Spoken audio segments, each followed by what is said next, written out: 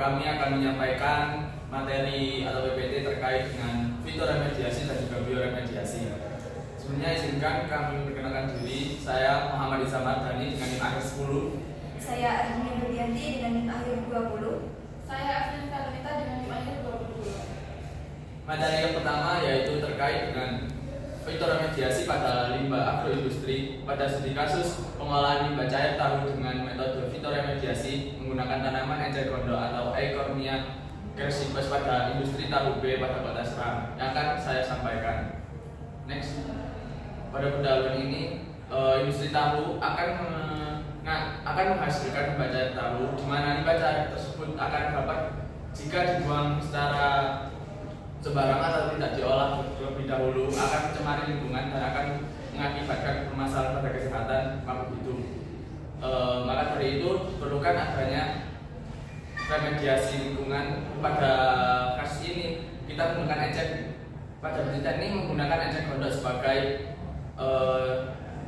metodenya untuk mengurangi kandungan BOD, COD, dan DSS pada limbah cair tahu. Mengapa harus ejek gondok? Ejek gondok dimanfaatkan untuk fitoremediasi karena memiliki kemampuan berakar pada dasar kolam atau rawa yang dangkal dan mampu mengolah air limbah dengan efektif dan berefisiensi yang tinggi. Ejek gondok dinilai dapat menurunkan kadar BOD, COD, dan juga TSS atau juga partikel S1 secara baik. Next, tujuan dari penelitian ini yaitu menurunkan kadar polutan pada limbah cair di Kota Serang dengan proses fitoremediasi menggunakan tanaman ejek gondok dengan parameter yaitu BOD, COD, dan juga TSS. Selain itu, penelitian ini juga dilakukan untuk mengetahui efektivitas pengaruh berat tanaman ejek gondok dan juga lama hari remediasi terhadap penurunan parameter uji. Next. Nah, metode penelitian sendiri untuk bahannya sendiri hanya menggunakan limbah cair tahu 20 liter yang akan dimasukkan pada 9 bak remediasi, dan pada masing-masing bak remediasi akan diberi tanaman ejek gondok dengan variasi berat mulai dari 3 kg, mulai dari 2 kg, 2,5 kg, dan juga 3 kg, dan dengan variasi hari mulai dari 7 hari, selama 7 hari remediasi, 14 hari, dan juga 21 hari. Ini untuk hasil ujinya sendiri terlihat pada grafik pertama yaitu penurunan kadar BOD. Kadar BOD penurunan paling baik yaitu pada E3 atau ejek gondok dengan berat 3 kg dengan lama hari 21 hari. Kemudian pada kadar BOD juga sama, paling baik dan hasilnya memenuhi baku mutu yaitu pada ejek gondok dengan berat 3 kg dan juga lama remediasi 21 hari. Begitu juga dengan TSS yang penurunan paling baik yaitu pada E3 atau ejek gondok dengan berat 3 kg dan juga pada lama waktu remediasi 21 hari. Bisa dilihat pada tabel di atas. Untuk yang warna hijau yaitu penurunan yang telah memenuhi baku mutu, dan untuk yang tabel warna kuning yaitu yang penurunannya paling tinggi dan telah memenuhi baku mutu 2. Next. Nah, kesimpulan yang didapat yaitu fitoremediasi dengan menggunakan tanaman ejek gondok ini efektif untuk menurunkan konsentrasi zat pencemar dalam limbah cair tahu karena konsentrasi zat pencemar yang dasar terbukti menurun dan memenuhi baku mutu.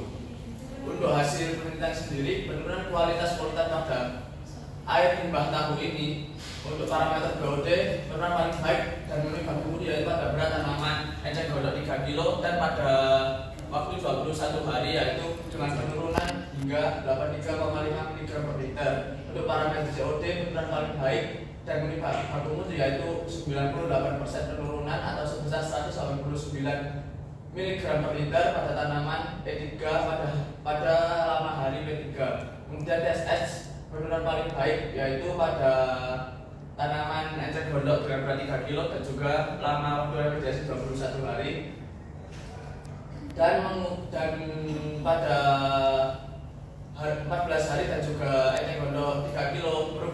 mengubah sifat limbah menjadi netral, yaitu pH-nya menjadi 7. Baik, selanjutnya yaitu mengenai pengolahan reklamasi lahan pasca tambang nikel di Sulawesi Tenggara menggunakan fitur remediasi. Di sini dari aktivitas pertambangan menghasilkan sebuah efek yang negatif tentunya bagi lahan pertambangan. Di situ ada efeknya bagi tanah di akibat adanya efek aktivitas pertambangan, yaitu tanah mengandung nikel yang cukup tinggi. Nah, tentunya pada permasalahan tersebut, di situ pada jurnal ini menjelaskan untuk mengurangi nikel atau kadar nikel pada tanah tersebut menggunakan metode fitur remediasi, yaitu menggunakan pohon sengon. Yang dimana pada pohon sengon ini menggunakan metode uji seperti AAS, yaitu pengujian nikel untuk mengetahui kadar nikel yang terdapat pada tanah tersebut. Next. Nah, fitur remediasi sendiri yaitu penurunan suatu kadar nikel yang digunakan pada studi kasus ini dengan menggunakan pohon sengon, yang tentunya pohon sengon itu memiliki karakteristik yang cocok untuk mengetahui kadar-kadar nikel yang dapat diserap oleh pohon sengon. Nah, pada pohon sengon sendiri memiliki efektivitas yang cukup tinggi untuk menyerap nikel, sehingga tidak mengganggu pertumbuhan pada pohon-pohon yang akan ditanam pada lahan tersebut dan juga mengurangi kadar nikel pada tanah tersebut. Nah, di sini metode penelitiannya yang pertama yaitu penyiapan uji, yang dimana memiliki beberapa karakteristik tanah dengan beberapa ukuran humus yang akan ditambahkan pada polybag yang akan ditanami di bibit pohon sengon. Yang di situ ada beberapa presentasi humus yang akan ditambahkan untuk mengetahui seberapa efektifnya akar pohon sengon untuk menyerap nikel. Nah, jenis ujinya sendiri yaitu menggunakan TF, yang dimana konsentrasi nikel pada tanam yaitu sama dengan konsentrasi nikel pada daun. Di situ pada akarnya dia dapat menyerap nikel yang cukup banyak, namun pada konsentrasi tertentu atau pada konsentrasi yang tinggi, daun akan mengalami penurunan akibat dari efek nikel. Nah, desain ujinya sendiri yaitu ada H0P0 10% atau 100%, H1P1 dengan perbandingan 75:25, H2P2 dengan perbandingan 60:40, dan H3P3 dengan perbandingan 50:50. Nah, setelah itu dilakukan pengujian dengan analisis AAS untuk mengetahui kadar nikel.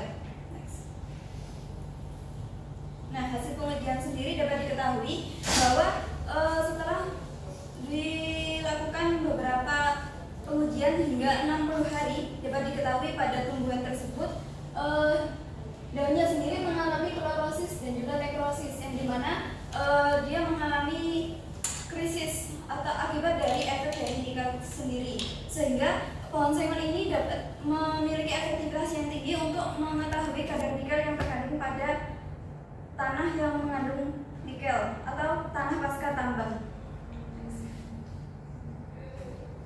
Nah, di sini dapat diketahui juga dengan pengukuran BCF dan juga TF, yaitu berdasarkan tanaman halaman translokasi nikel ke batang dan daun jika diberikan media campuran 50% dan tanah dan 50% kompos, dapat diketahui perbedaan yang signifikan secara statistik dapat menurunkan kadar nikel seiring bertambahnya proporsi kompos. Next.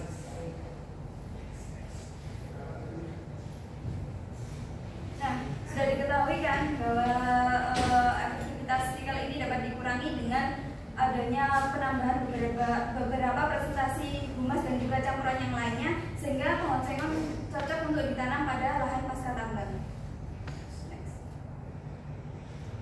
Baik, berikutnya yaitu proses bioremediasi ex situ pada pengolahan limbah ke cair palm oil. Next.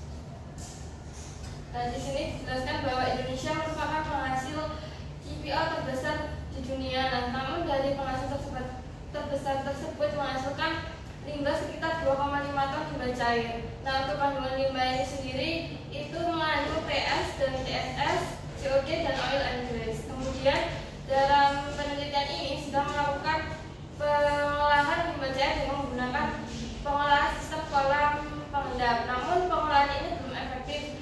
Nah, untuk mengatasi pencemaran tersebut maka dilakukan dengan cara teknologi bioremediasi ex situ. Jadi bioremediasi ini adalah proses pengolahan penghilangan polutan dengan menggunakan mikroba atau mikroorganisme. Nah, untuk mikroorganisme yang digunakan yaitu mikroorganisme berupa mikrofilm. Next. Nah, untuk metode penelitian ini ada penyiapan uji, yaitu yang pertama ada penyiapan alat dan bahan seperti HDR, ada parameter, ada termoreaktor, gelas piala, tabung COD, tabung reaksi, lampu ukur dan juga pipet. Nah, untuk bahan kimianya itu ada bakteri mikrofilm, kemudian ada sampel berupa limbah cair dari CPO atau kemudian ada nutrisinya berupa urea, KHPO4 dan juga ada glukosa. Kemudian untuk jenis ujinya itu di sini melakukan 4 jenis uji, yaitu yang pertama ada uji total solid atau TS, kemudian ada uji total suspended solid atau TSS, kemudian ada uji COD dan terakhir ada uji oil and grease menggunakan dengan metode sublimasi. Next. Nah, untuk pengujiannya itu dilakukan dengan cara yang pertama yaitu pengambilan sampel pada kolam, kemudian preparasi dan conditioning analisis sifat kimia atau pH awal dari limbah cair tersebut. Kemudian yang ketiga yaitu ada inkubasi mikroba dengan menggunakan persen sebanyak 0%, 10% dan juga ada yang 50%. Kemudian setelah itu dilakukan pengujian parameter TSS, TS, COD dan oil and grease. Nah, untuk mekanisme bioremediasi ini yaitu yang pertama mikroba mengonsumsi senyawa organik berupa kemudian protein dan lemaknya itu diurai, kemudian energi yang dihasilkan digunakan untuk pertumbuhan sehingga kandungan pencemarnya menjadi berkurang.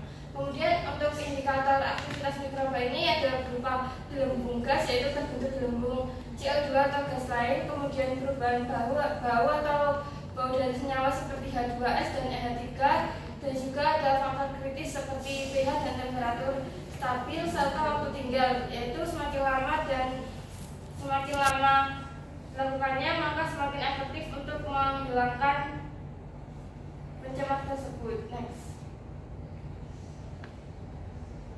Nah, hasil pengujian di sini yaitu menunjukkan bahwa TSS sudah mengalami penurunan dan memenuhi baku mutu yaitu 140 ppm. Namun untuk parameter lainnya juga mengalami penurunan namun tidak memenuhi baku mutu. Hal tersebut sudah dapat dilihat pada grafik yaitu penurunan dari TS, TSS, COD dan oil and grease. Next.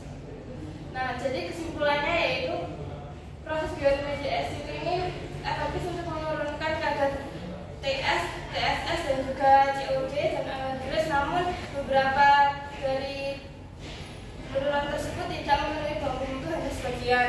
Nah, untuk formulasi bakteri mikrofilm ini juga efektif digunakan untuk menurunkan kadar pencemar dalam limbah CPO. Next.